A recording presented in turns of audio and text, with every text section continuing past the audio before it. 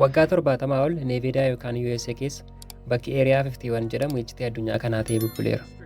Mootummaan Amerikaa bakka xiyyaaraa qofaadha jedhee nu goomsa. Garuu dhugaan isaa kan nama naasisuudha. Isaan dachee qofa miti kan to'atan. Urjiiwwan fagoo wajjin bilbila dhaabbataa qabu. Ati kanaan dura waa'ee Icciitii dhageessee beektaa? Eeriyaa 51 keessatti meeshaan raadiyoo nuti beeknu hin hojjenne tokko jira.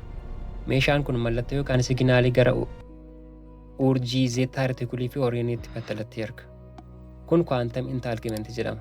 Ergaan tokko daqiiqaa tokko malee waggaa ifaa miiliyoonaan kan fagaatu sirna urjii aliyenotaa ga'a.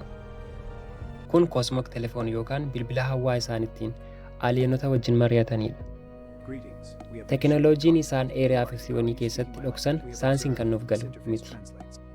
Antigiraafitii xiyyaarota boba'aa hin barbaanne kan sagalee hin qabnee fi battalatti saffisa ijaa waliin kan fiigan qabu.